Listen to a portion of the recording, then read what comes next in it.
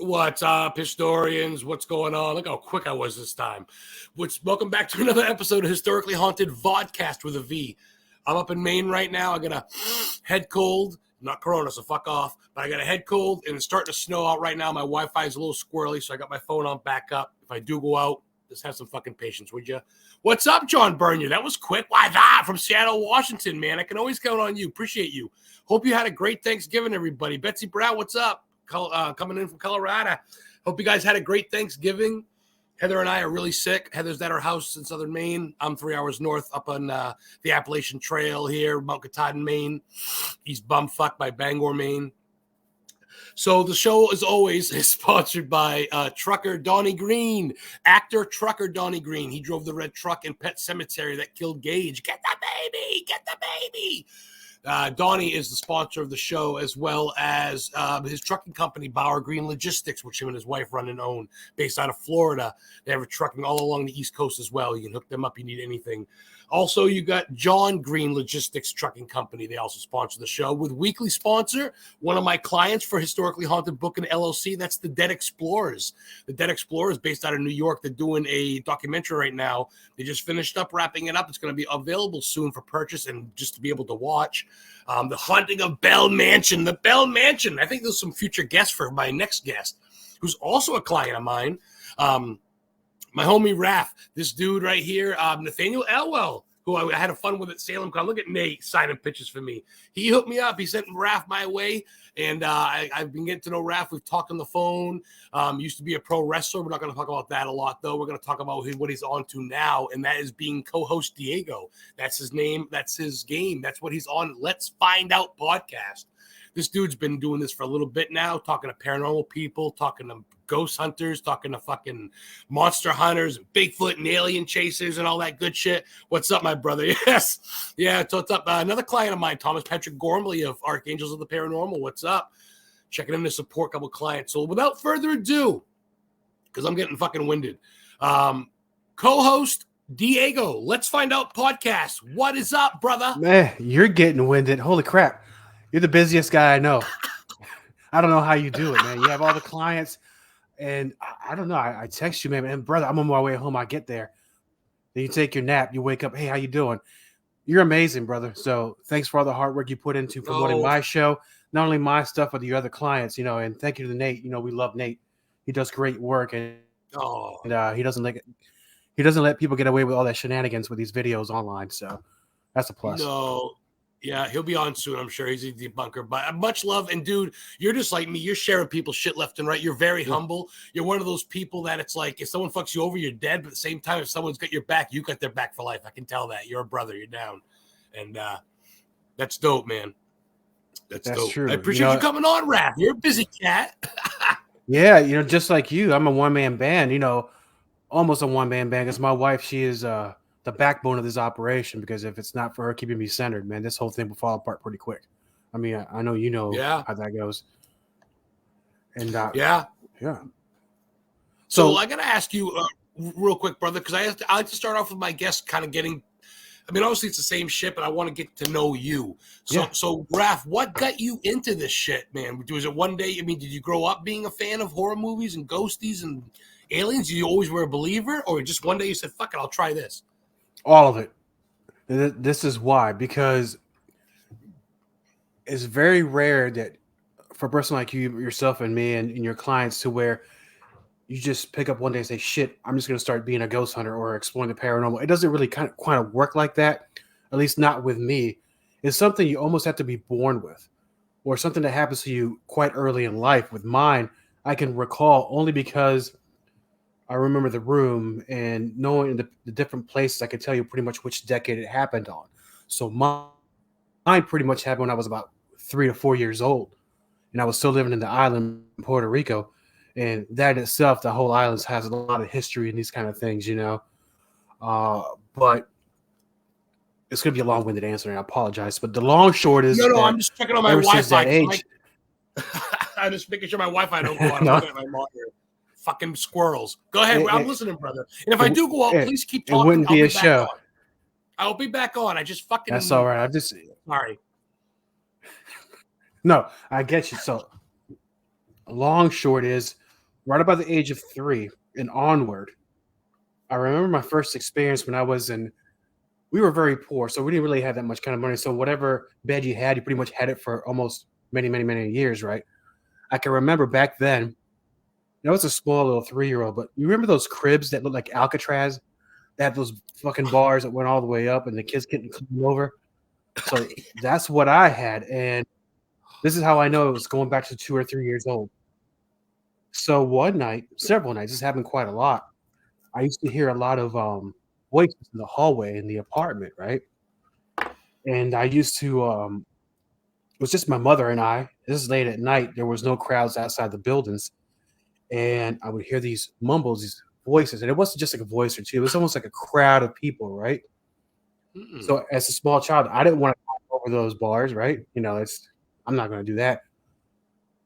But had the door closed, but you could see the silhouette of feet going down the hallway, right? Like shadow people, something like that. Like they were in a line formation. You hear these voices in like a crowd, but then it would soon go away. I would eventually fall asleep. But this happened quite often. And when you're that age, you don't really ask mom anything. I really couldn't articulate what it was that I was experiencing. But then this thing has been going on pretty much my entire life. And it's not something that happens every day, but it almost seems like it happens in a cycle sort of way, whether it's 5 or 10 years in between. But it happened quite a lot when I was young, right up until I moved to the States in Arlington and Washington, D.C. So that was my first experience that I can recall at that age. So it's pretty much about 3 or 4 years old. So yeah, man, it's something else. I'll never forget that night or those nights. That's what I'm saying. If that sticks with you, dude, that wasn't just your imagination. Do you think this thing's followed you? Have you had any interaction with this growing up, older? Yes. So I'm gonna flash forward to about the age of 5 or 6. So here's where things start getting a little interesting, right?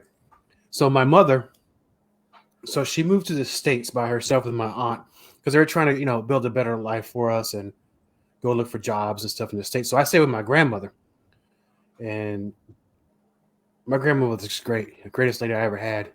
God bless her. So I was staying in her apartment, and it was about the 3rd story. So it wasn't a high-rise apartment, of course. We didn't live in that kind of lifestyle. There was a driveway there for the cars, and then just above that wall on the other side, there was this house, right? And there's a lot of overgrowth in the garden. Back then it wasn't a thing having a great yard. So this house, you never saw anybody coming, you never saw anybody going. But every time around this certain time of day, it would last for hours. The people that used to live there played one song the whole time on replay. This is strange shit. This is why. What? Because fuck? back then This you is had a a record horror player. movie. Yeah. Seriously. So it was back then, there was no streaming, no internet, nothing. It was either, I think at that point, it was 8 tracks or a record. But it was the same song for hours and hours. Oh it was, my god! The band ABBA, right? Oh Jesus! Fucking and ABBA. Yeah, and I'm a metalhead for life. But ABBA's they're great singers. They're beautiful music. So they play this one song the whole time. And out of all the songs that they've played, it was the one song they sang in Spanish. It was called Chiquitita or something like that, right? It sounds like a stupid name, but it means little one, right? Yeah.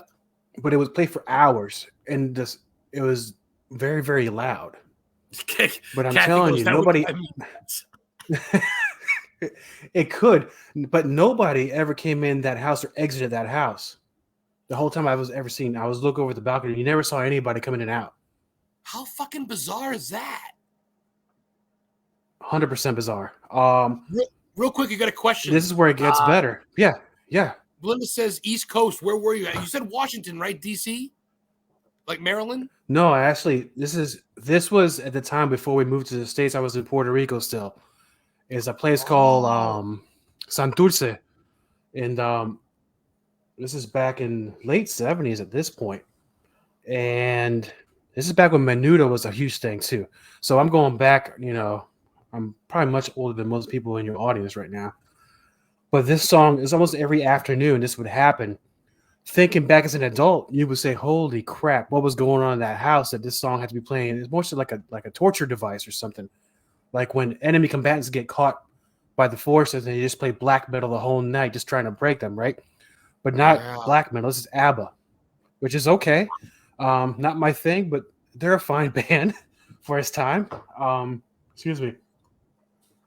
So we're gonna fast forward. We finally moved to Arlington, Virginia, and it was one of us living in a duplex. So 3 cousins, my mother and I. So we had no furniture. The only thing we had, literally the clothes on our back. And at that time, see, he remembers Ricky Martin Menudo. Who doesn't? He was the greatest one. So all we had was our clothes, some suitcases, and a black and white TV, a small one. Back then, you can carry that kind of thing. Eastern Airlines back then. Oh, We're yeah. going way back. We went to this dating townhouse, yourself, split brother. townhouse. Man, I shaved so you could see all the gray. Moving to this townhouse, and like I said, we were very poor. We had no furniture. The only time we would have nice things, we had to wait for the nice neighborhoods to dump stuff out in the dumpsters, right? Yeah. You wanted a bed, End up you got to wait for that. So, and we don't know, it might have had bed bugs. Who knows? We didn't experience any of that. So, this is around 81, 82. We move into this townhouse, right? And I can remember this only happened one time that night. But this house already had a lot of issues to begin with because I knew something wasn't right. Again, I couldn't articulate. I never really talked about this to anybody, but my family, at least on my mother's side, has a huge paranormal activity and kind of things like that their whole life. I'm like one of the only guys that really experiences because it's mostly been the females that had that gift or had that experience or able to actually explain it better in a way. I don't know quite how that works, but it seems to be, at least in my side of the family, the ladies have that gift, right? Okay. So I guess it hit me, which is fine, which is okay. One night, and we all slept on the floor. So just one dirty mattress on the floor and a bath towel as a sheet. It is what it is, right? Yeah. So one night, everybody's asleep. Something wakes me up, right? And you can't hear cars. There's no neighbors. All the lights are out. But I can still see kind of the silhouettes at night. I get up, and as I'm walking at night trying to figure out what that sound is, there's a certain music that starts getting louder and louder. The radio's not playing. There's no cars blasting in the streets. Guess what song plays that night? Not the same ABBA. ABBA song. Shut the fuck up. Yes, sir. No way. Listen, no. Yes, sir. Yes, sir. And I'm walking around to all the bedrooms. Everybody's fast asleep. They're not awake. I'm not going to wake them up. And I'm sitting on the top of the stairs, sitting there with my little hands in my ears, trying to make the music stop because I can understand how is this happening. So I start going down the stairs like every nosy person in a horror movie is going to go out and explore what's going on. I was that nosy person. And I'm going down the stairs. Why not, right? I was going down those stairs and I kept going. There's nothing in the living room. I get braver, but I still hear the music. And for some reason, I'm gathering it was mostly in my head. And it's not like when you're walking around, you hear a song in your head and, it's in your mind, but this is actual going on outside of me. I can hear these things. And I'm walking towards the back in the laundry area, which goes to a door to go to the backyard. And as I'm headed towards that door, the glass, it has a silhouette of a figure of some sorts. I cannot recall what it looked like, but I know that it was I don't know, like an oval figure, mostly a face, almost like it was if it were wearing some sort of a cloak, right? But there was no eyes, just black. And I said, well, to hell with this. I went back upstairs. And that was the last time that affected me at that age. Wow. And then overall down the line, as an adult, things started happening. But yeah, that was my first real experience where I can remember at that young of an age. Wow. That's impressive. That's a pretty good one. My mind automatically thinks, Yeah, what if your neighbors were ABBA and they're always just practicing? What if they live there? The band itself. That would have been awesome. I'm just kidding. I'm not trying to make fun. I mean, no. It's okay. I can. It's fun now, but now if that song plays now, I can't listen to it. You gotta turn it off. Oh fuck, that's fucking. I can't. Interesting. I see some. Yes. And I can listen to King Diamond right before I go to sleep, or Slayer. I can listen to all that stuff, but don't bring that one ABBA song because I can't do it. Because things start changing. I don't know. Yeah.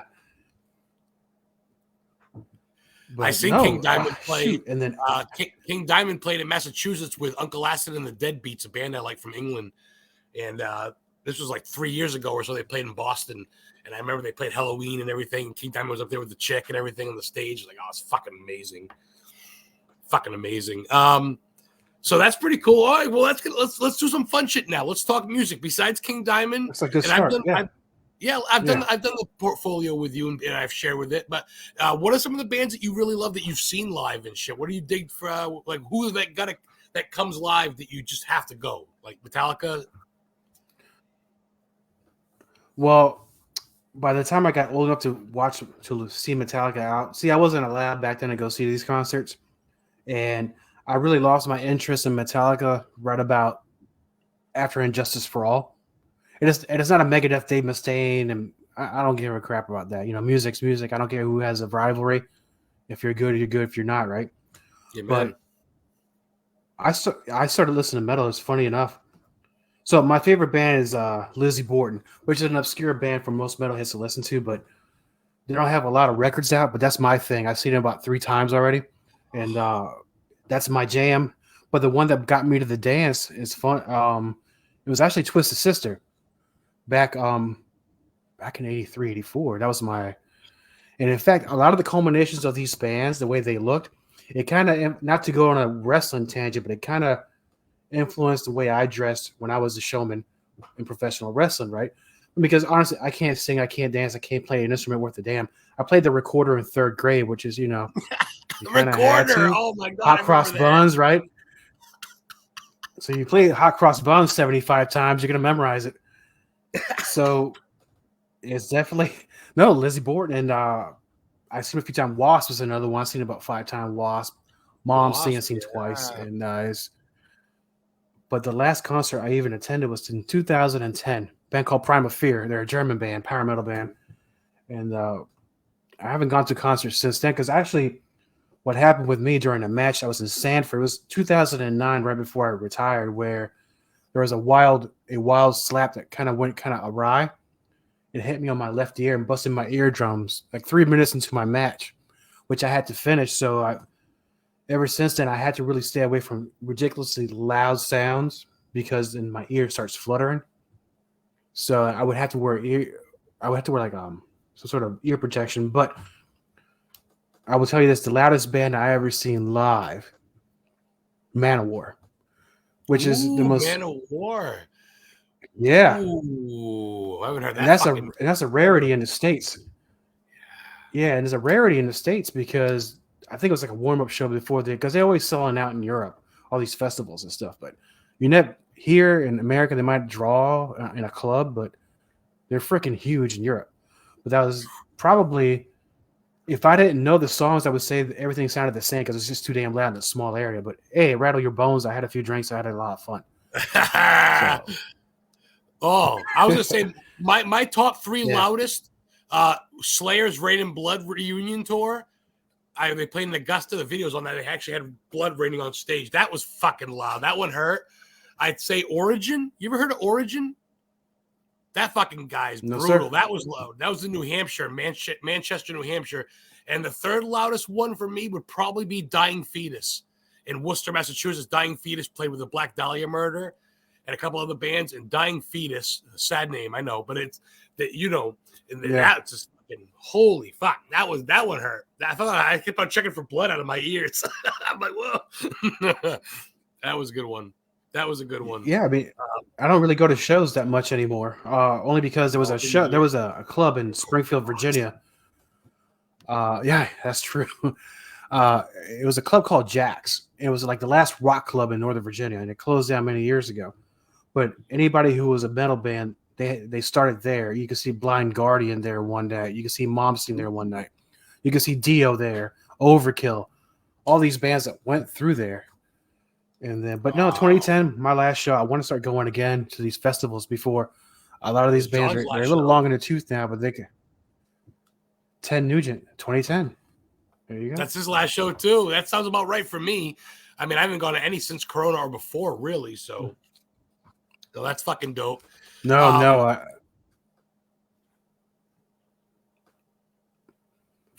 I think there's a little bit of a delay. I think there's a little bit of a delay on my end because I start to talk and I think there's a little bit of a So I apologize for that. I don't mean to cut you off. I think it's a delay. No worries. It happens to me. Happens to me all the time. It's no worse than 2010, but now I think I want to start going. But there was no concerts during Rona anyway, as you mentioned that, which is kind of how it's going to sound terrible. I don't mean it to sound this way, but if it weren't for that Rona thing, I would have never gotten into podcasting. That was the thing that because I had so much time. Because I had so much time on my hands because my job completely shut down for a few months. 3 months I was at home. I'm thinking, am I going to draw a paycheck? I was still getting paid, but I still had to call in, and then it was every other week. You work 1 week, off 1 week. So I was with a buddy of mine because at that point, he was the one that trained me when I was a wrestler. So we stayed friends for 30 plus years, right? Since then. Wow. And then we were promoting shows. We started in 2017. And then things were looking pretty good running Ultimate Championship Wrestling, which was out of Northern Virginia. And the contracts started coming in. We started doing the fair shows and all of this. And then all of a sudden when this hit, all the shows were canceled. Contract canceled.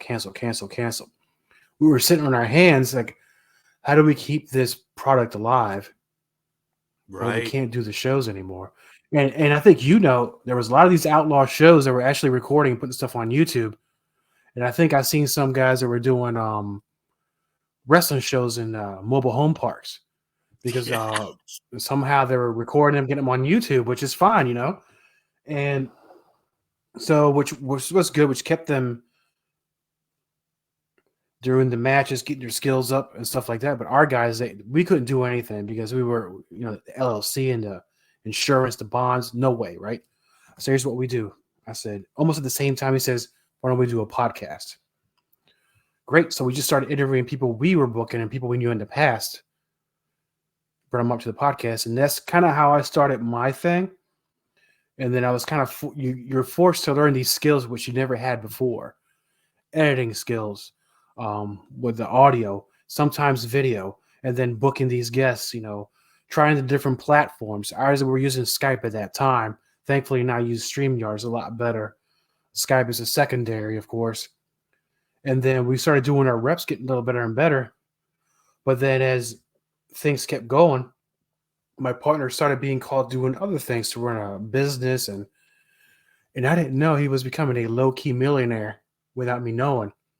So his interest is going to be doing a podcast or working on his business, and increasing his wealth, which I say, with my blessing, please go do your thing, man.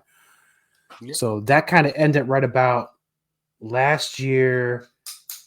I'm going to say fall. And then I started thinking, well, shoot, might as well start bringing my brand because I started covering paranormal topics as well because there's only so much wrestling you can talk about. I was already sick of the whole thing to begin with.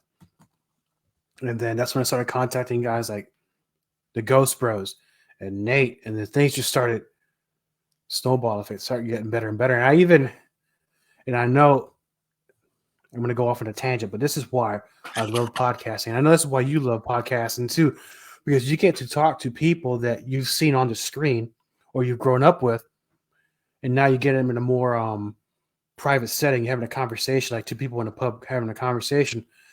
And I don't know if you know this guy, and this is one of those heartwarming things for me. Have you ever heard of Count Gore the Vol? He's kind of does an old time Dracula gimmick, and he presents black and white horror movies from his time. He does it in a very classy Awesome. manner. So the long short of that is he used to play a character on local TV called Captain 20. I thought it was the greatest thing ever. I was 6, 7 years old. He's on TV showing cartoons. He came over to my elementary school, right? We met him there, and it was the greatest thing for a kid, right? 40 years down the line, I see him online. I go, this can't be the same guy. I say, could you please come on the podcast? It's before I did my show. He goes, yeah, I'd love to. And then I proceeded to tell him the story of how he helped make a kid's day by showing up in the school and shaking hands. And I'm sure he shook 10,000 kids' hands, right? And it's like just another average kid. I said, listen, that was one of those highlights of my life as a kid. I wanted to thank you for this because it started getting misty-eyed because, what you did for a kid might have meant nothing to you, but for me, it was Yeah. huge. He goes, yeah, I remember that school. And then it was kind of one of those, got you right in the old ticker, right? And Yeah. that's what Yeah. that's one of those things. Things started changing for me. It's like this could be more of a personal thing, right? So now it's the purpose of Let's Find Out. Honestly, is if we're gonna break it down, it's a bit of a how do you say that word? Words are escaping me. It's not this is a whiskey or because I haven't done live in a while. That it's very You're personal doing because great. it's my quest. Yeah, thanks. It's my quest for knowledge, and I'm trying to find out what it is that's going on in the world, especially in our side of the universe, because it's one of those things people often they don't want to deal with. But I'm one of those souls that I want to deal with it because I want to make sense of what it is that happened to me during my whole life, why it's happening. So I go after the people that Amen. actually have their boots on the ground, getting their hands dirty, and they're going out there and I may not agree with everything they have to say, but I respect them enough to come on my show. They take their time out of their very busy schedule and tell us, "Here's what I saw. Here's what happened. Here's what I think it is." And then, no, this is why I do the show. It's to also to promote everybody else's works. Whether it's a movie, your paranormal hunting company, if you're an actor, anything, I'll promote anything as long as come on the show, we'll talk about it and have a good time. I don't do an act. Those days of acts are over. I don't have a gotcha game. I'm not here to prove anybody wrong or anybody right. I'm here to say, tell me your experience and explain to me what I saw or explain to me what it is that's going on in the world. Yeah. So that's where I'm at, man. And then along comes you. I was like, oh, I got to talk to this cat. We've actually Here we talked. are. Well, my heat just kicked on. It's not a boogeyman, by the way, if you hear something. But you and I have actually talked on the phone when I was driving, and you were driving back. You were getting ready to go work out. We just shot the shit for a good 45 minutes one time. I think right when you first joined, and you're one of the ones. I love all my people. I shouldn't say that. You're like all my children. But the thing is, like, you're all about sharing shit too, which other people do, but you'll share my shit. And I'm like, wait a minute, dude, I'm your booker. You're like, doesn't matter. You're my friend. You share my shit. And that means a lot to me. Fellow clients, Alex and Alexis Aaron from Candles by Alexis. She's doing a lot of candles and incense today. Black Friday deals. Check her out. And of course, Alex with Guided Lens Photography. All checking in, looking at all the clients. That's another thing too. All the clients seem to fucking really dig each other, which is cool. I think we could all kind of get each other's back. What's up? Oh yeah, George DeCosta is a big dude, big time guy. He'll be tuning into you. He's a big fan of everybody on the show. Big collection of haunted shit. So your show, not to obviously we got to promote it, but it's Monday with me. Yeah. It's not going to be live, but the episode will be airing soon. But you've had Tombstone Paranormal on, Nate on recently, Elwell, and many others. Man, how do you like? You like this week I want this guest because you're all over the place. You got fucking Bigfoot hunters, alien chasers, YouTubers, and then paranormal teams. You just like me, you just go with whatever, huh? Yeah. At first it was more of how did I reach out to these folks because they don't know me from Adam. It's like, oh, it's just another podcast out there. And as you know, there's a lot of competition and that's okay. But I think that I'm bringing and you're bringing something a little bit different to the table compared to others. I'm not better than them. I'm just different. You're real, RAF. We're real. Like we're real people. We're not, hey, tonight on the show, blah, blah, blah. You're a fucking real cat, RAF. That's the difference, Diego. You know what I'm saying? I think people Hell yeah. don't want bullshit anymore. People don't want the same old boring fucking people that have wrote 45 books. It's all great, but I think you and me bring people that are underground that need to be heard. Is that fair? I mean, it's more than fair. Actually, talking about how I contact the folks, but I'll tell you, when I actually went to school for broadcasting many years ago, it didn't really pan out. And because the industry was very, very hard to get into and nobody wants to give you a chance. And I was working 3 jobs plus wrestling. I really didn't have the time to really focus on that part, right? But I learned a lot of skills in these schools, right? So when I reached out to the folks at then, I used to do it strictly through Twitter, which is what I really had. And law of averages, if you're a salesman, you had a little booklet. You have little squares in this booklet. For every X amount of people you talk to, there's going to be one that's going to say yes. That yes leads to other yeses. It's just a matter of networking your way through. So I used to contact them through Twitter. And then from Twitter, it was a lot of referrals. And then from referrals, it was every once in a while Facebook. But then I really started getting into the whole Instagram thing, which was completely against until my boss at work says you should be on Instagram. Thanks to her, I also reached out to people there. But it's one of those things where I go for the folks that, would I mind having some folks have been on TV? Yeah, it's fine. But I think we're missing the mark here because I think that by the time something makes it on television, there's nothing wrong with what they're doing. I think it's very watered down. But if you want to get to the root of the work, you got to go with the people who are either just starting or have been doing this for a very long time and don't have the spotlight on them. You see what I'm saying? yeah. So I think that's where the true work and that's where the true knowledge is. And then I just started recently doing some conventions. Right, yes, Diego? Yes. You're like yes, like wrestling. Like the NXT guys are working way harder in WWE. Just like the college baseball players are working way harder than Major League because they want to be in the fucking Major League. So you want to scout them. You fucking know. Yeah, you fucking know. No, and then one day if they get to know others, I would love for them to refer me to my show. So it's very early on. I made a few mistakes, as always. Everybody knows. We can make that happen, and so that's the thing, man. It's you can go talk to some people, and right away, probably not on the up and up. Every once in a while, they're gonna get you, but I make it a point to go after the folks that. But before I even reach out to them, I'm already been listening to my other podcasts or I've been watching their videos on YouTube just to make sure, okay, we're on the up and up. And, so that's how I got a hold. It was one of those things is I don't believe in random things, but it might have been a random thing where I reached out to Nate and Ghost Rose were one of the first two that really started the ball rolling for me as far as interviewing people who are involved with paranormal, anything like that. And that's where I saw myself going more and more now because, like I said, I was tired of the wrestling thing. And every once in a while, we had some great guests in wrestling and a couple actors here and there, but it wasn't really, it's already played out for me. And I will say this, I'm not bitter that I didn't make it. The business didn't fail me. I failed in the business, and I can live with that. But I got to do it for 18 years, plus another 5 or 6 or 7 as an agent booker. We're good. But I'm ready to bury that, start a different life. So point is that I'm looking for the folks that can help me find answers to the questions I have. That's it, man. You just adapt. Cycle starts, cycle ends.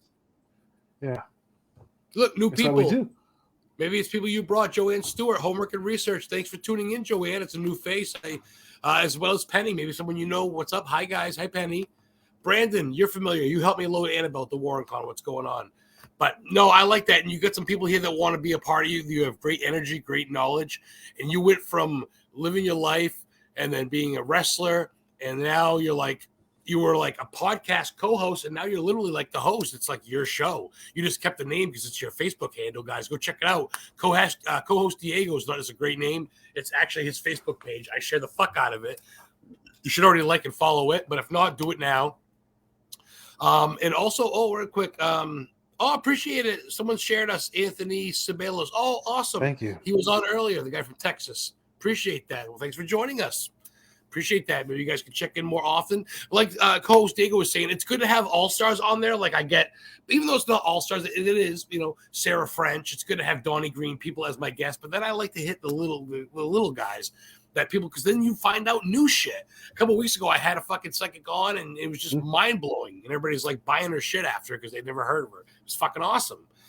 And I think that's a big thrill. So you get off on that, dude. You like sharing people's shit too, man. You're a good dude. I like that. What is co-host Diego? What does RAF do when he's not looking for podcast guests or wrestling shit? Like, what do you do in your spare time? What's a hobby of yours? This is it. My poor wife, she has to deal with all of this. But, it's great to have that support, man. So outside of this, other than reading, of course, you have to do your homework, as that one of the listeners there said earlier. But my work day is because I get up at 4 a.m. It's an hour drive to this place, and you're there the whole day. You drive back for another hour. By the time I get home, it's 5 o'clock. I go to the gym, do what I can, eat dinner, go to sleep, play with the dogs. That's pretty much all I do on the weekends. And if I'm not doing that in between sets, I'm starting to think, who can I book for the show? I look on the phone between sets. I might text you between sets. It's just something. It doesn't stop because this is what I am now. It's an until addiction, it ends. brother. Yeah. And then that's it, man. My hobbies, other than listen to metal all day and play with the dogs, and that's it, man. The gym and podcasting. That's where it's at. Well, I got one for you then. And now I'm not gonna say I'm not a. Yeah. No, go ahead. No, I was saying I'm not a. I don't look like Rick Rude or anything like that, but I do okay for a guy being 50 years old now. I think I do all right. Why don't you let guys? Why don't you sweat hogs quiet down so I can show your old ladies what a real man looks like? Ravishing Rick Rude. I just it might be oversharing, but I tell you what I did the other day, and I finally got a rise out of my wife. I finally did the Val Venus gimmick going down my hallway with just a bath towel on. Yes. Hello, ladies. Hello, ladies. And she has no clue who Val Venus was, but she laughed. Then I explained to her who it was, and it's like, yeah, don't do that again. So that's that. Well, you got to give me. You got to give me a horror movie. You got to give me some of your favorite movies. Give me a couple of movies. Fucking Val Venus. All right. Yeah, man, I'm bringing it out, man. The act, not out now. You know what I'm saying? With horror movies, I'm one of those strange birds where when I was in high school, back when they had the Blockbuster Video and Hollywood Video, when they used to have these rent movies $3 for $5, and I used to rent 9 or 20 of them, right, for the weekend. Yeah. And back then, I was really into this one company called Full Moon Pictures, because they had the Subspecies series. They had Doll Man, Demonic Toys. Those were the shit back then. And because, granted, is it silly? Yeah, but it was fun silly. And I think that's kind of what we need. I'm not into the ultra gore kind of thing. As long as the story makes sense, then I get it. But yeah.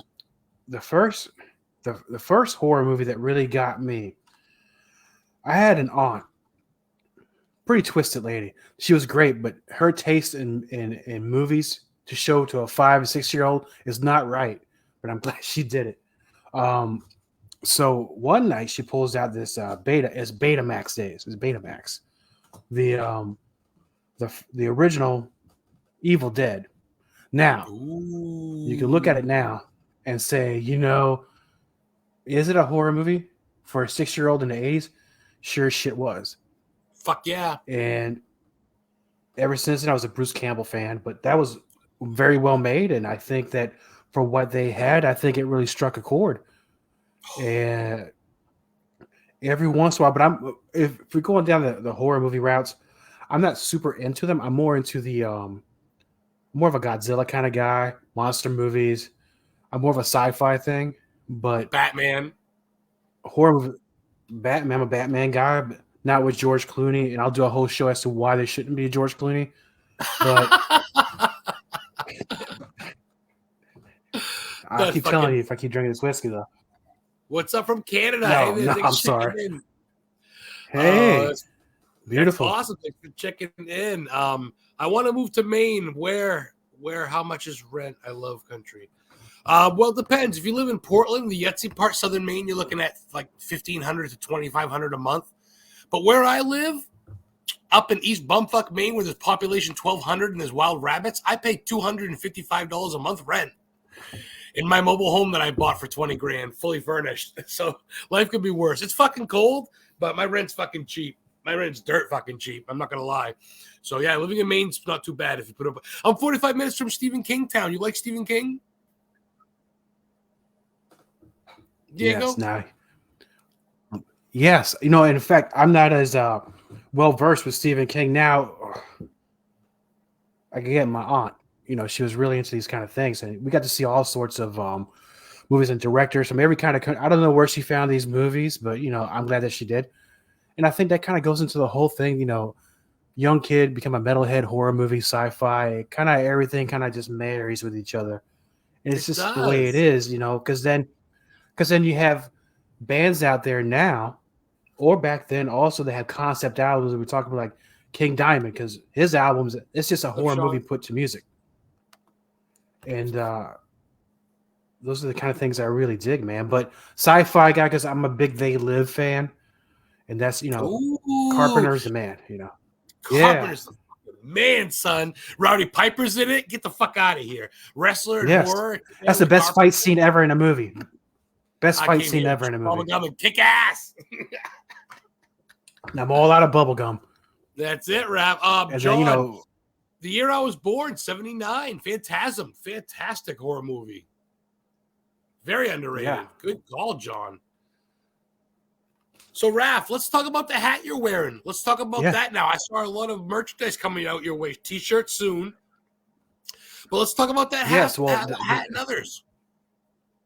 Yeah, so the T-shirts came in. The second lot came in, and I originally wanted to buy them in black, but I got them in gray. I think the colors pop better with the artwork that my brother drew, and they were a little cheaper to purchase because my thing is, if I'm going to make merchandise available for people to buy and stuff, I don't want to rake them over the coals because it's expensive for me. So I went to a route to where it's good quality, still affordable, and I don't want to make people think I'm trying to rip them off. The whole concept for me having the merchandise, thanks for bringing that up with the caps and stuff, because if I want to upgrade my studio, have a better monitor, have better this, it needs to pay for itself.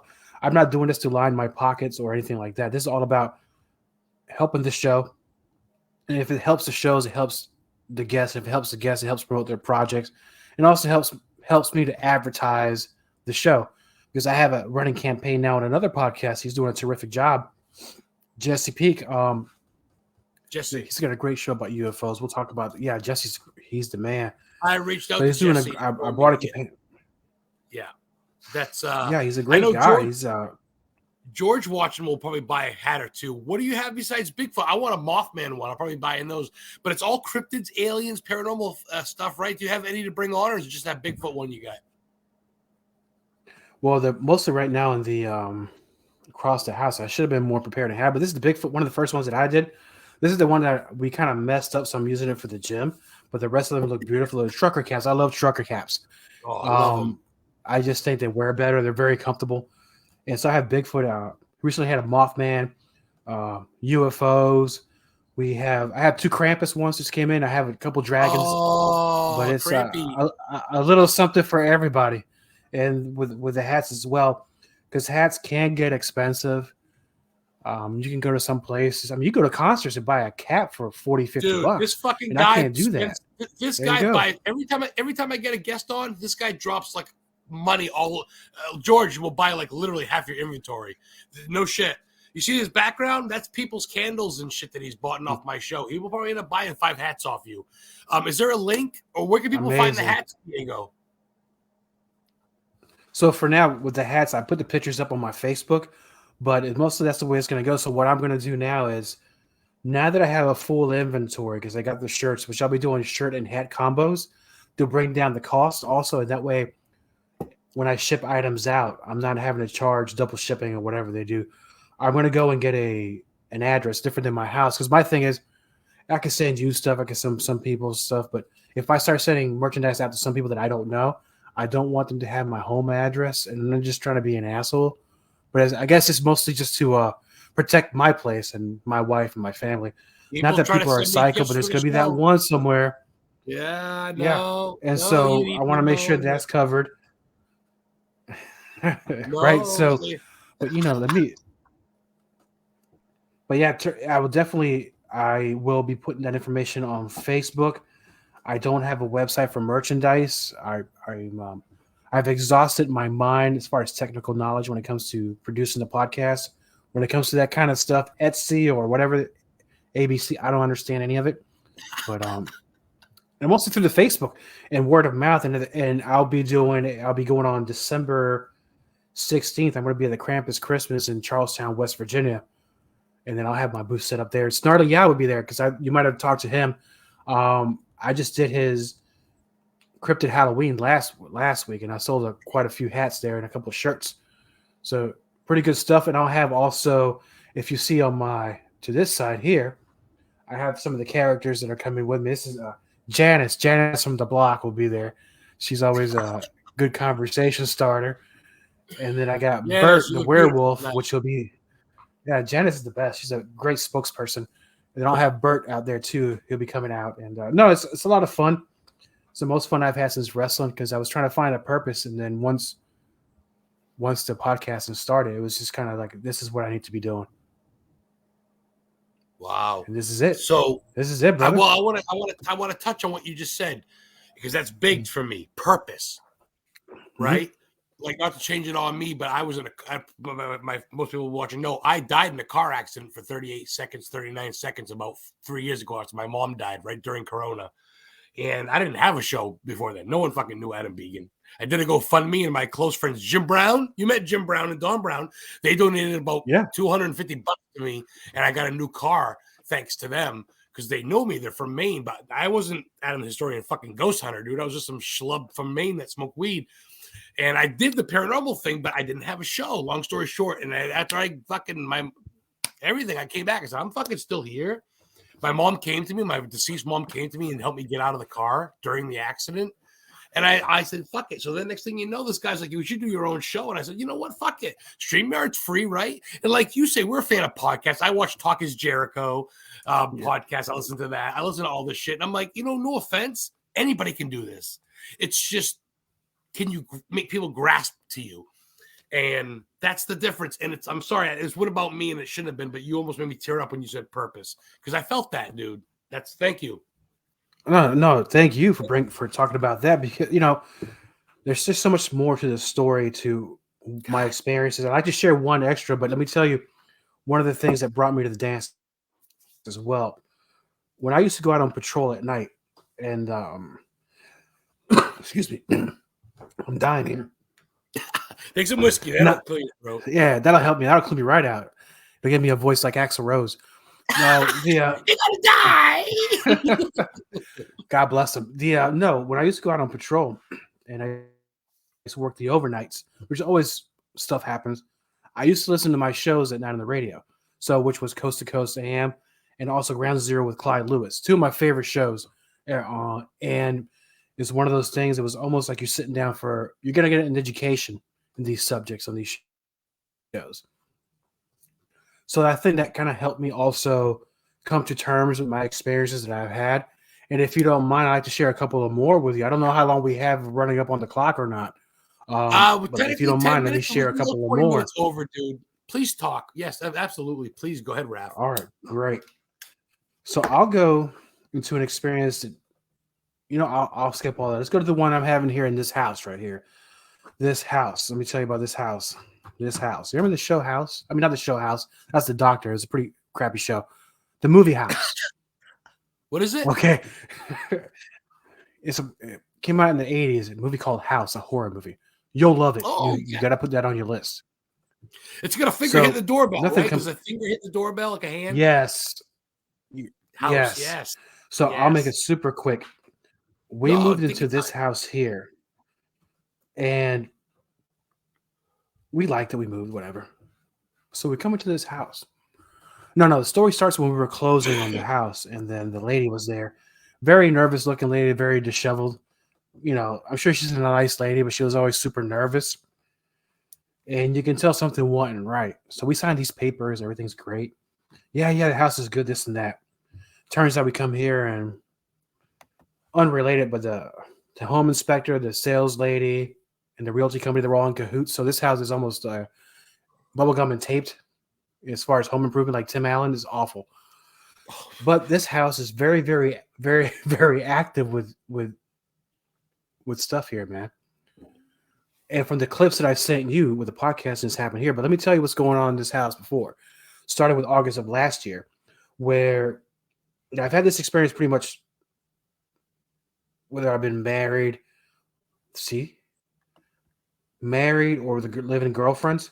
I've always had this spirit that's been following me, which will mimic the voice of whatever partner I'm with at that time, whatever girlfriend I'm with. So I could be having a full-fledged conversation with somebody, and then I'm like, did you just hear what I said? Because I haven't been here. Who are you talking to? Right. So here's where it gets a little bit dicey. So this home, I started experiencing a lot of things where my dogs, I had one dog that she got really super nervous each time at night looking at the same corner of the house. Eventually the dog had to sleep in my room because she couldn't take it anymore. And then one night I'm in the bedroom, and then I start feeling this indentation on the mattress as somebody's peering over me. And it's one of those to where I heard the bed creak. And I'll tell you that, when somebody sits on somewhere, you see their butt prints. It was something Yeah. similar to that. But there's Wow. nothing there, but I feel it over me, right?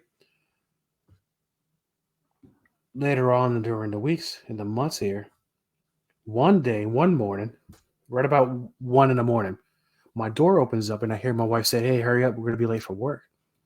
I start getting up, brushing my teeth, doing what I got to do, trying to make myself look pretty for work. I'm looking at the clock, it's like 1:15 in the morning. Why would my wife tell me it's time to go to work? We don't leave till 5 a.m., right? Right. Because the door opened in my room and closed with her voice. I tell her in the morning, she goes, "I didn't go into your room last night. What are you talking about?" "Yes, you did." What? Yeah. So, and Nate, he explained to me what you need to start doing is start journaling these things, because that way you could learn to know what's going on. But immediately I started journaling these experiences during the weeks. It stopped. Now it has this thing against my wife because it'll throw objects at her face every once in a while. Like pictures will Woo. come off the wall. That's She crossing the just line now. dodged it. It is crossing the line. One day I'm in the living room, she's in the kitchen, and I hear this thing hit the wall, and I see it fall on the ground. She goes, "What?" I tell her, "What did you do?" She goes, "I just watched the refrigerator. Watched the stove, and this object from the refrigerator jumped towards her head. She ducks and hits the wall and falls on the ground." Not the first time this happened. So this house has been very active ever since. It's been off of me for a while. Mostly has a thing against her, but it's interesting. And if anybody can tell me as to why, then up until I met my wife and married her, I've had different live-in, girlfriends. Everybody goes through that kind of thing. They've always had problems with these live-in girlfriends. So I don't know. They always mimic their voice, or there's a shadow where I think it kind of looks like her, and I turn around, it's gone, right? So recently with here, not much has happened the last few days, but the last one happened last month where a picture frame flew off the wall, tried to hit her in the face. And Holy then, shit. but yeah. So when I started walking the dogs one time, the neighbors started talking to me. He goes, "Oh, you live in that house?" I go, "Yeah." He goes, "Did you ever meet the people that live there?" He goes, "Yeah, the wife was, we met her at the closing." She goes, "Oh, those people." But what do you mean those people? That could be many things in this area, right? That's So let's just. What do you mean those people? Okay, because because something wasn't right about them. Because all of a sudden they get divorced real quick. The guy leaves town even before the house was sold. Left all the furniture here. Holy shit! Let her hold the bag of everything. Wow. My thinking is a lot of shit went down his house, and he had enough of it, and he just bolted. Yeah. And I can tell Like things weren't right when we were over at the. Yeah. So, which explains to me why this person was so nervous during the closing, signing the documents, saying, yeah, the taxes are paid, this and that. Turns out the taxes were not paid. The house was not in great shape. And 100% know they were in cahoots with the realtor and the inspector, because we came in here. There's no way this would have passed inspection. But no shit. we've had problems. Yeah. So, and I'll tell you the saddest part about the whole thing. So I had the dog that was nervous, and then he was a great dog, but then she started getting sickly and lost weight. She lost 20 pounds in 2 months. So, and she was always afraid to go to this one certain part of the room. She was always nervous. It was almost like if she'd just seen a murder happen in front of her. I don't know what happened. So eventually, I don't know if it's, yeah. So in my anniversary last month, we had to put her down because I felt so bad for her that she was so sick, unable to function right. It's, so I had to put her down, and this house just keeps taking from me. So, that fucking sucks. But I'm gonna see it through, man, because I've been through. Yeah, I know it's a bit of a downer, but it is what it is. But yeah. So those are the things that I have more stories too. If you ever bring me back, I'd love to share them with you, because this is just the tip of the iceberg of things. We got a little bit of time, man. I'm here alone, and me and my girl's sick. Everybody in chat was saying hi to Heather. Heather's actually in bed. She might be passed out. She's on NyQuil right now. She's probably fucking out. But we can talk some more. I want to bring on some of that footage. I love NyQuil. Real quick, Donnie Green, please. The truck driver. Hey, thanks, Donnie. The Pet Cemetery, get the baby. There's his face. Look at his eyes. That's from the movie. Oh, when he's singing the Ramones. I fucking love it. Good evening, Donnie. It says, trauma breeds paranormal chaos. Thomas Patrick Gormley says to your statement earlier, Raf. I mean, he's got a point, right? And this is the first time where it's manifested to, hey. Wow. Oh, hello. Yeah. So, I'll give you one more quickie, if you don't mind. So, this is in my late 20s, and I just started getting out to my, getting my own nice apartment, kind of nice, whatever. So, again, you don't start off with much money. These are the life humbling experiences that you'll go through in life. You go in stages. Yeah. And we had a twin bed. And my girl at the time, she was kind of they used to call her Baby China. 6 foot tall, flat footed, big into wrestling. And this is why I bring this up. So we shared a twin bed. So that when you sleep in a twin bed, two people, me as a wrestler and a 6 foot tall girl next to you, there's not much room. So when you move, you're gonna wake up somebody. Like, stop moving, right? And I'm a light sleeper, So one night we were dead asleep, but I start waking up because I couldn't sleep. It's not enough room, very uncomfortable.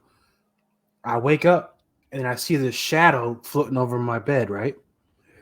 Think of it as and I couldn't move. All I could do is move my head. I couldn't talk because I was running out of breath. I could just say, almost like if somebody were choking me, I could get some words out, trying to wake her up. She would not wake up, right? I could not move. Think of it as a mini black tornado spinning towards my feet above me, right? Whoa. They had these big fists like this, right? Completely black image. And what it kept doing is it kept doing this, right? Slamming. It wasn't touching me, but every time it slammed that, my air would just escape. I could not breathe. I was choking. And I tried to wake her up, say, help me out. But I couldn't move anything, just my head left and right. Eventually, this stopped happening. And then somehow I got back to sleep. I don't know, but she never woke up the next morning. I said, hey, thanks for nothing. Didn't you help me out last week? What are you talking about? I go, I try to wake you up. You wouldn't wake up because I didn't see you hear nothing. I go, this is what happened. Down the line, I started developing asthma late as an adult, which I never had any issues with that. And all of a sudden, boom! Now, because one day I was out at a festival, not that I was gonna die, brother. That day, I went out to the emergency room. They got me and said, "You know, you have asthma." I go, "What are you talking about?" And then What? ever since then, I mean, yeah, it's control, but at that time, that's definitely from that experience. And I've never had an experience where it's been an attack like that, but that was pretty ballsy. And so yeah, man, Wow. that's here I am. Amen. I always make somebody upset, but I didn't know I was going to make the netherworld upset at me either. You got enemies. You got enemies But on no, all sides of the spectrum. Let's see if I can bring yeah, this on real quick. sure. Can you see? Can you see this email here? Let me see. Now that I got a fucking buzz. So Let's while see you if I bring can. it up, I guess I'll play it up while you're trying to bring it up, right? Let me see right here. And I said, Can you hear Perfect. that? sure, why not? And me, as Yeah. well as Caleb, Armand, I think a bunch of us, a bunch of the Ghost Bros, we grew up watching paranormal TV. So whether it's Ghost Adventures or something else, it's always So you really hear that part? curiosities of the different. That crackle? Right? Where that man's voice comes in while the gentleman's talking. So this happened Yeah. during episode 4 of Ghost Bros, and it's one of the early episodes of the show. And as they're talking, they don't hear it, but I hear it on my side. There's no interference because I don't use any wireless anything, as everything is connected to either a USB or auxiliary. And then you hear that man's voice. If you play it one more time, if you don't mind, Absolutely. you'll hear that man's voice.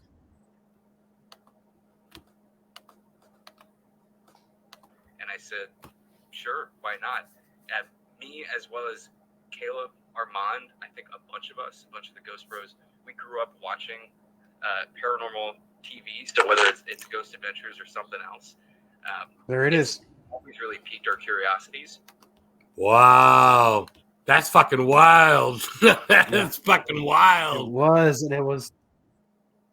and that was on episode 4 when I was just getting my feet wet in the new product, and I sent it to Armand and them, and it's like, wow, that's amazing. And so no, I don't think it was any interference. It's just a voice, just like so on the other clip. If you don't mind me being so bold, where I'll give you a little background on that as if you bring it up. So talking about people I contact through Twitter, there's a lady out there. She's been having experiences with UFOs and the paranormal, with seeing orbs or UFOs ever since she was young. So she goes by Marie's UFOs. And here we go. Go ahead. I'll play it when you're ready. Oh yeah, sure. So basically, in that part of the episode, in my studio, I don't have a TV or radios. Where she was, there's no TV or radio on. It was just we're just going over the experiences she was having and the story she was telling about somebody in her life. I think who might have, if I can recall, they went a little bit. They had a lot of issues directly attributed to the experiences they had with paranormal or UFOs, if I can remember correctly. So on this part, it's a little lengthy, but you'll see that while her and I are talking to each other, a TV starts playing in the background. And she says, it's not from my side. It's certainly not from my side. But all of a sudden, either a radio or TV starts playing while we're talking. So you'll get a little, I think it's about 30 seconds in, you'll start hearing some wild stuff. All right. You ready, historians? Let's go and play now. Oh, that really stuck in my mind, but I didn't believe him. And he was taken away to a mental hospital, and he just came out the odd weekends, but he stayed in for a number of years. I moved to London then, and when I was about 19, and never came back till now. So did he ever describe them? he said it was like something off the Alien movie, like really grotesque and but tall, scary, I can hear it. and awful looking.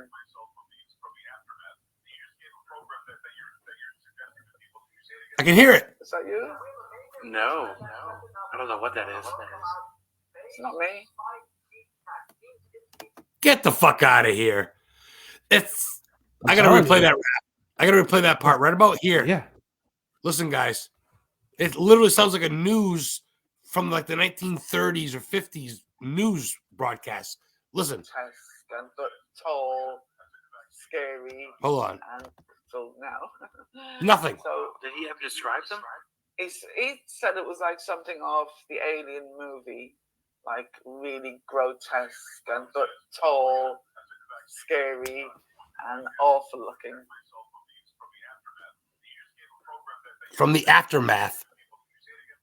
Is that you? No. I don't know what that is. It's not me.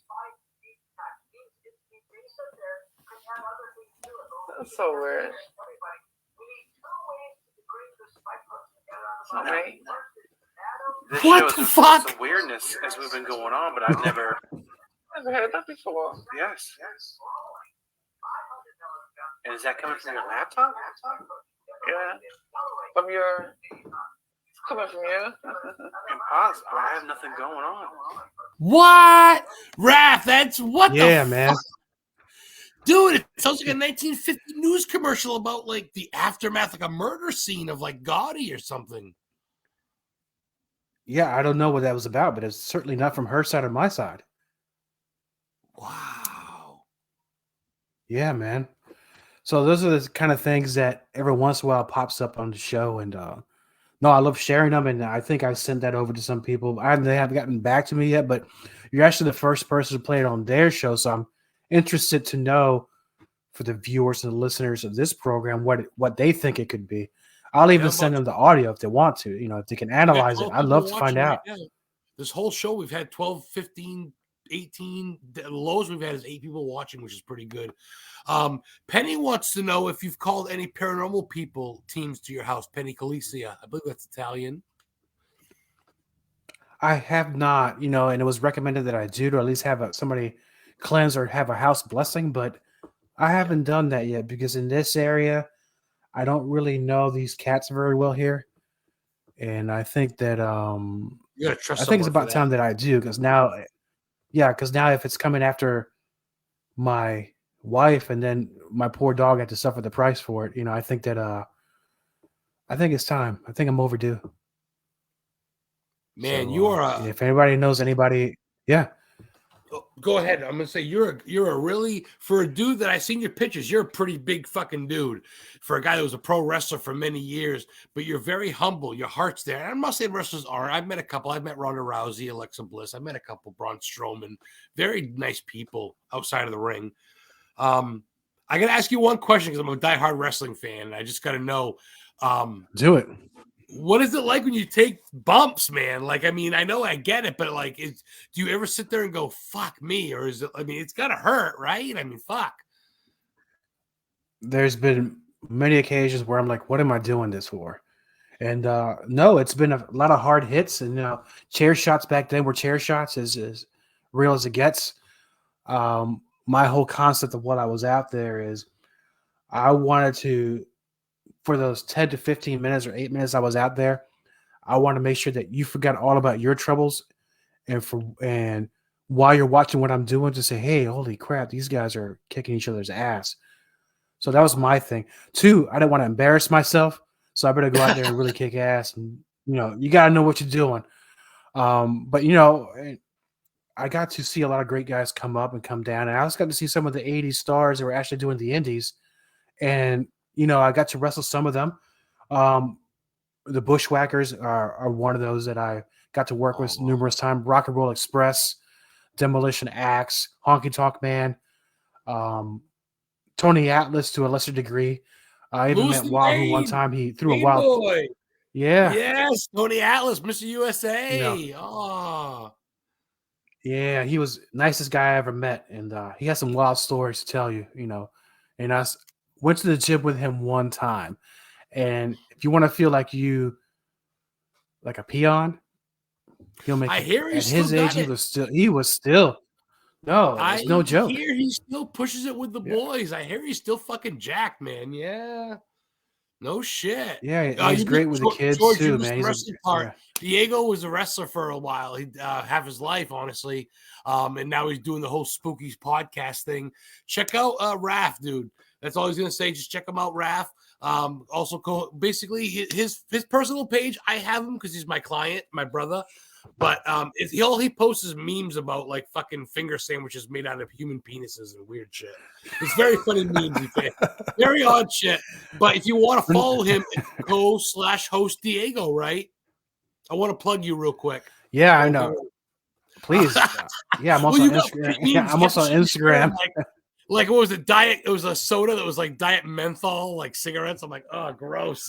Yeah, Skull soda or butterball gravy soda. No, I do that for fun because every once in a while you get tired of the political stuff or things that just a lot of downers. If I can make you laugh, I did my job. But on the other side of the podcast, which I separate from my Facebook page, but I'll gladly, if you want to friend me, we're good like that. But on Instagram is at co-host Diego.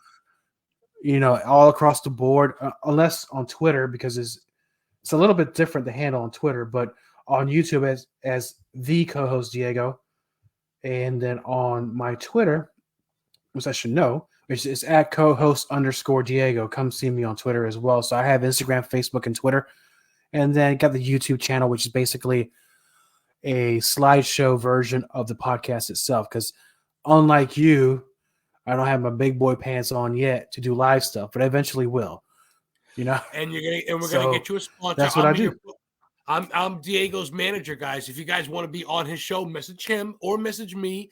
If you want Diego to speak somewhere, he's gonna get his big boy pants on. Maybe he'll speak or at least do a convention. I'd love to get you out there. Maybe get a table at some conventions next year. Sorry about my stuffed nose. Awesome. What name did he wrestle under? Is it okay if he asks? George. Of course. Now, here's where it gets a little dicey. So at first, when I started in 93. I'll give you the whole quick 18 years, super quick. I was doing, because when you're in wrestling, when you first start as a trainee, you got to pay your dues. You got to set up the chairs. You got to tear up the ring. You got to clean up the locker room. You got to really do what you got to do. So one time I was putting up the ring or tearing down. He goes, hey, back then I had the long hair, I had the tan, and I was, hey, hold on. Wait. Hold on. I just heard that. Captain Lou Albano with the elastic band stuck to Captain his cheek. Lou. Oh, you got the fucking toy. No. Fucking Diego, I love you. Go ahead. You fucking guy. So, no, I'll bring up the camera. So, if you can see up there, I got a lot of the legends and stuff like that. So, Bundy, Morocco, Valentine.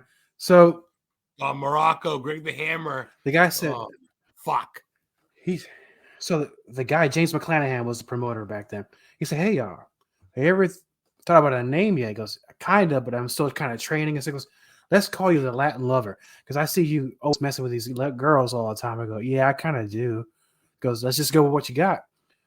Unbeknownst to me, there was another guy in Mexico, AAA. He had like a body of an Adonis called the Latin Lover also. Well, I figured nobody really knows about that guy. I might get away with exactly what I said. I might just say, let me get by, because back then internet wasn't a thing until it became a thing. And then, so Latin Lover had to go. So then I was trying to find another name. So I did there was no Google back then. There was like Ask Jeeves or Yahoo, right? Something like that, something stupid. Or what's the other one?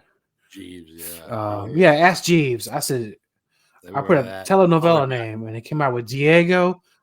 Yeah, Diego de la Rosa. It's like, okay, I'll use a telenovela name. I'll go with that. I went with Diego for a while, up until 2010-ish. And I started using Raphael with a PH. Changed it more of a classy look. Because the promoters, they used to tell me, when you go in the ring, you're kind of like an artist, it's a masterpiece, right? Because I call you the artist, Raphael, because you're a master in the ring. I go, I'm done arguing with this guy about it, because they've only fired me like 5 times from the company. Oh, shit. Really? I figured I should start playing ball. Yeah, so I did that, and it worked out kind of great. And then basically one day, I did my last match in December of 2010. And then I'll end up with this part where I went to another locker room somewhere else. I was completely buck naked. My gear was all over the ground. Tired, working 3 jobs, trying to find a purpose in life. And I said, well, I'm done. And that was it. Packed up my stuff, drove that 3-hour trip home, 4-hour, whatever that was, and said, and the promoter's like, yeah, I'll see you on the next ones. He goes, no, I'm done, man. He goes, like, done? I go, yeah, I think I've had enough. And I retired at 35. That was it. No last match, no 25 retirements, no embarrassing myself in there. It's just, I've had enough. And I knew it was time anyway. So that was it. And that's it. Wow. Best 18 years of my life. But your passion shifted. You know what I mean? It didn't die. Yes. It just shifted to something new. And I think that's growing now. And I think you kind of like starting at the bottom again because it's almost refreshing to be a rookie. Not that you're at the bottom. I don't mean that in any disrespect. But you're growing. Now you got your products coming out. You know, your seasons and shit are getting bigger. And I guess, you know, I think it's fucking awesome. You're tackling life, dude. And that's what it's about. That's what I'm doing. I don't know what the fuck I'm doing with this booking agency. I didn't go to school for management. I'm a stoner in fucking Maine with like a car that runs like shit. I work at a deli in some shithole town in Maine. But I fucking book people because I fucking can. And I get away with words. And I want to spread it. And I'm not going to let anybody down. $50, $100, whatever I charge now it is for 12 months. I do it. And even my girlfriend Heather goes, she goes, you're definitely equal. You share everybody's stuff equally. You don't favoritize anybody. Even Donnie, you wear his hat. He sponsors a show and shit like that. But I don't do favorites. And I think everybody's got potential. I'm not going to just have someone come on because I can. And you made a name for yourself, man. Nate highly respects you. You're respected in the field. And fucking, I'm excited what next year brings for us, man. Co-host DIEG0. Yeah, let's find out. Sir. Where can people find old episodes? You have a YouTube channel and shit? You want to say about that? So, yeah, I'm on YouTube as at the co-host DIEG0. And also, I'm on most of the – I'm not on Apple Podcasts yet, but, you know, I'm on Google Podcasts, Audible, Amazon Music. I am on Spotify for podcasters. And there's other ones out there that I've never heard of. Somehow they picked me up. And then, no, it's a great time. I've just had, I think my 10th country now that I've been on. Just recently picked up Australia, which is pretty big. Wow. And, yeah, into the top 3 countries, U.S., Canada, and United Kingdom. So something's happening, you know. So thanks, you know, with your help as well and Jesse and the rest. And it's all about people recognize real. And, you know, as I do, that eventually – when people get done talking about these, I'll call them parody shows or the things that are going on, and really, if you want to break it down, they're going to want to talk like guys like you. They want to talk to Ghost Bros. They want to talk to Nate because now they know they hit something real. They opened that door they didn't think they were going to open, and we're here to answer that door. You fucking get it. It's about time. That's why I'm saying all my people that I booked, they're all fucking people like me that like when Jim Brown has nothing but nice things to say. He's been sharing your shit ever since. Jim Brown from Tombstone Paranormal said he had a blast with you on your podcast a couple weeks back. You guys can go check that episode out. John Bernier, Adam is real. I appreciate that. John's been with me for I've been in on 3 years now on this podcast. Started out in my back. Thank you, Tom. I started out at my fucking girlfriend's house, just talking to her and friends, and then I started growing. Just like you know, man, it's not easy. We don't come from a big family, big name, so we have to build our own market, Raph. You know what I mean? You built yourself. No one gave you the stick to go, right? No one gave you a wand and said, here you go. Welcome to no, you built yourself. So let's go to 9:30. Can you do 12 more minutes with me? Of course. I'm on your time, so I could be till midnight if you want me to. I love this guy. Like I said, bear in mind that it's cold. I got some more questions for you. That's why. I want to know, Raph, you've been around the world doing your thing between just living life, razzling, all that good shit. Give me 2 of your favorite places you've been and 2 bucket lists. One can be America and one overseas. Give me 2 of each. Oh, great. So as far as places I've been talking about, as far as wrestling, or are you talking about? No, okay. So I'll give you that. As far as wrestling, sure, or whatever. Yeah, why not? So there's a company, and I think they're still around now. If you remember Combat Zone Wrestling, yeah.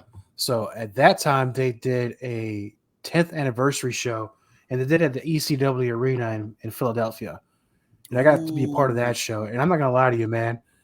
You want to talk about my knees knocking because I was not expecting that kind of a crowd, and that was a huge thing for me. Um, I think another wrestling related one when I got to actually wrestle with Demolition Axe, and Fucking love great learning Demolition. experience. And that dude is a solid hitter.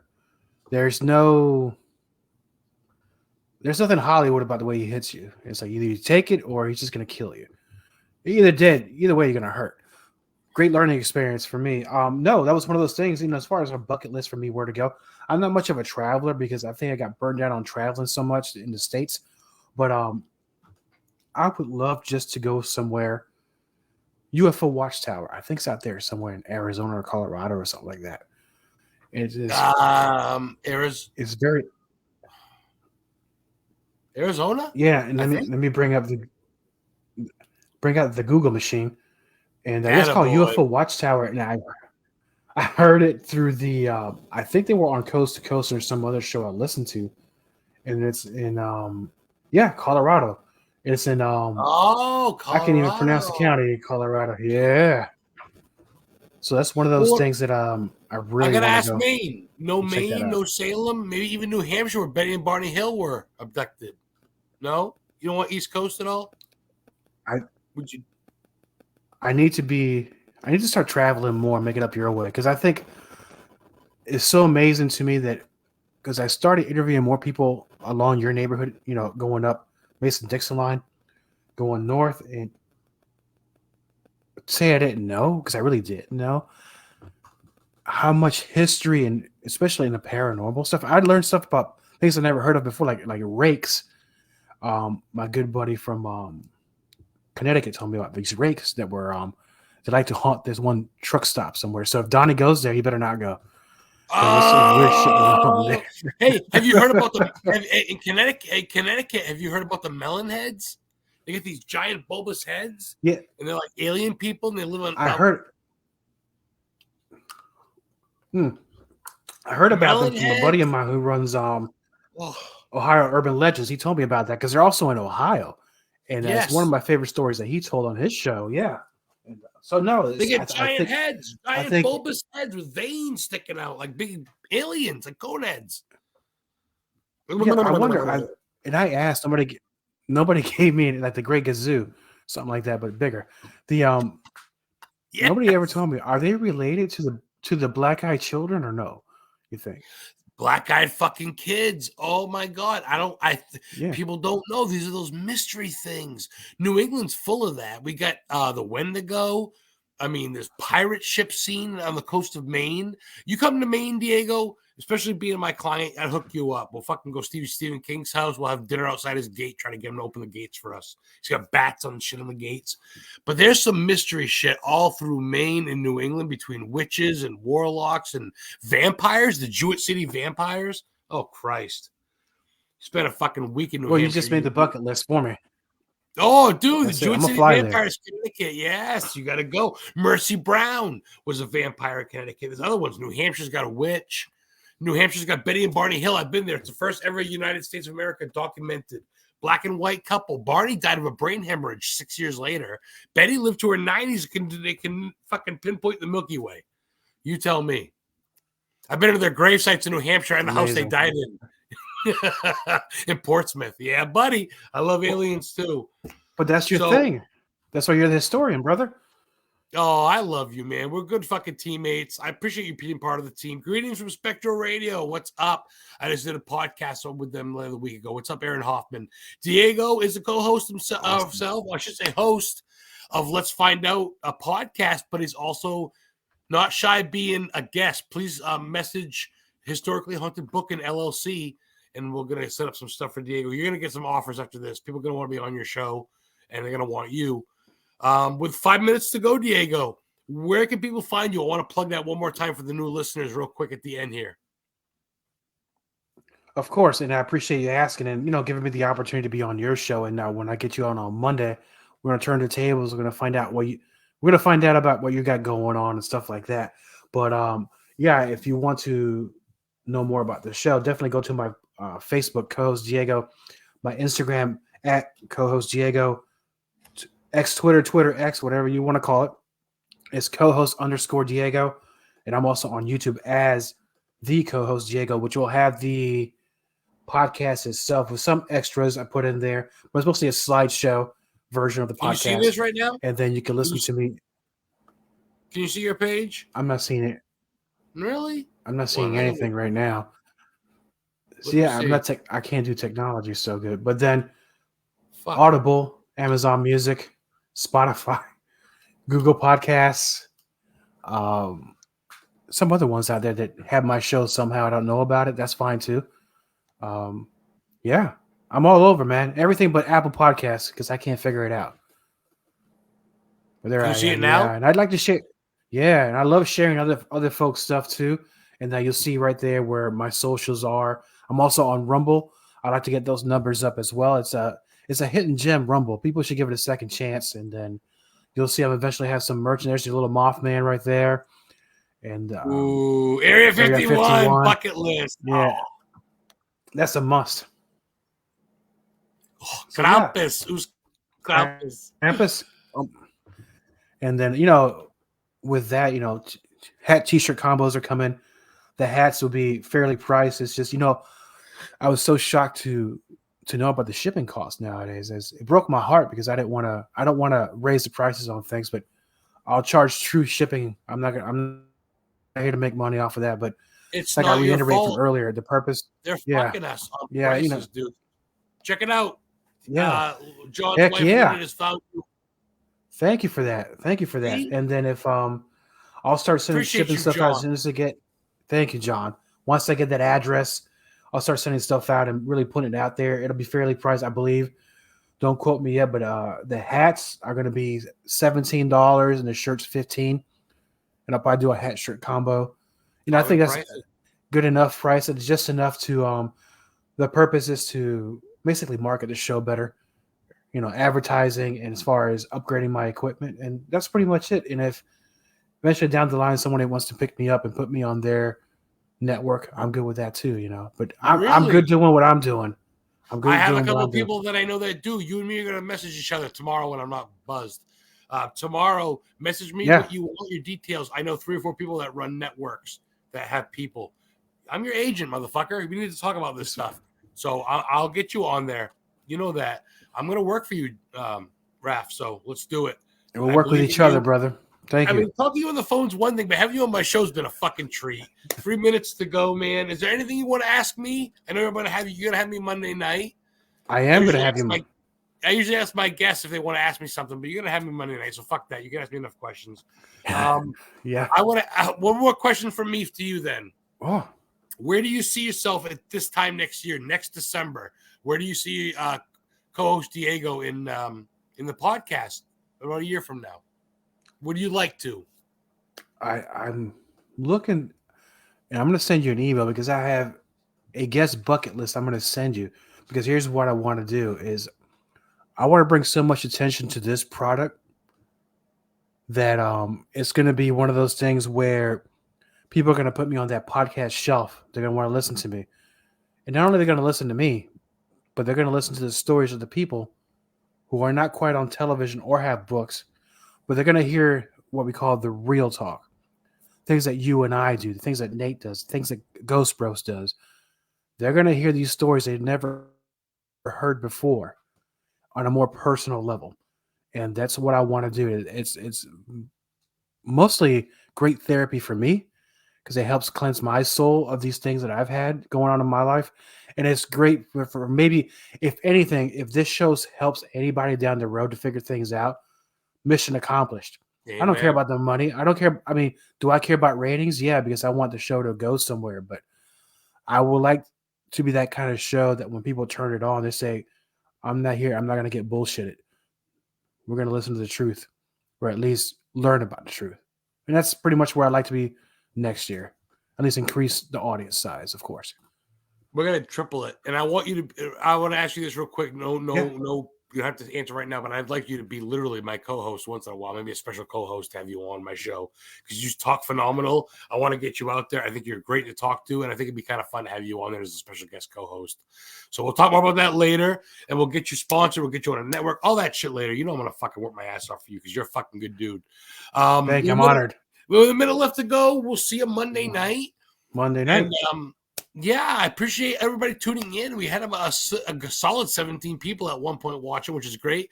This will be up on the YouTube channel tomorrow, guys. Historically Haunted on YouTube. Send stars if you want. I appreciate that. All the money goes into the podcast, just like Diego says for him too. So I appreciate you guys. We talked to co-host Diego today, RAF, former wrestler, future all-star, and just in life right now, he's an all-star. Not even future. Right now he is. He really overcame a lot, and he's doing a lot now. Check him out. Let's Find Out podcast with co-host Diego, Facebook, and all the platforms. You can't find them? Message Historically Haunted Booking. I'll lead you the way. Thank you, guys. We'll see you next week, and I'll see Raph Monday, motherfucker. Monday. Real quick. What is this? Better than me as a co-host. My show is a comedy. Oh, we'll get you back on. We'll have a three-way. All right, bro. Oh, is that kind of party? Let's do it. Oh, he'll need more whiskey. Raph will need more alcohol. Thank you guys for tuning in. Historically Haunted VODCast. Goes Diego. Say good night, brother.